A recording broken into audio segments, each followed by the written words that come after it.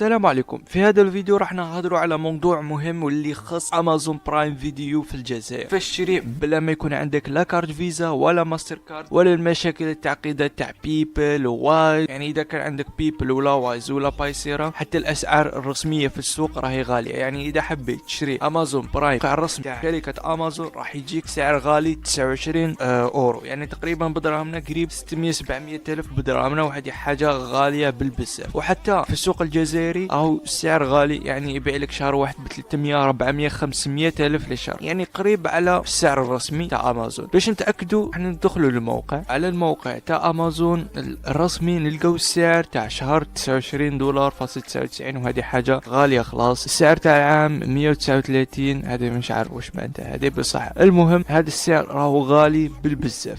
نعود نرجعوا للصفحه تاعنا. هنا راح نعطيكم نصيحتي عن خبره واش هو افضل يعني صفحه موثوقه، وهذا ما تقدرش تعتبره لا اعلان ولا حتى حاجه، على جال حاجه عن ضمان، على ضمانتي انا. يعني الناس راهي تشري انا عندي 7 شهور واني نشري عليهم. كنصيحه من واحد مجرب، واحد قاعد معهم 6 شهور، انا داخلين على الشهر السابع، شريت عليهم بهذه الاسعار. يعني تخيل اني حتى دروك درت معاهم اول شهر برك باه نجرب، درت معاهم شهر الاول 2000 دينار برك باه نجرب هل صفحه حقيقيه ولا لا، هل يعني كاينه منها ولا لا. جربت حاجه مليحه، موراها غير كيما كملت لهذيك ال2000 كمل لي الشهر الاول حطيت 12 شهر ديريكت 500 الف، يعني حاجه مليحه، حاجه في الشباب. واللي عجبه واحد من هذه العروض اللي هي ارخص من السوق، يعني ارخص من حتى السوق تاع الرسمي، رخيصه على السوق تاع ود كنيس ولا اللي هم يبيعون في ود كنيس ولا في الفيسبوك، رخيصه بالبزاف. نحط لكم الرابط بالوصف.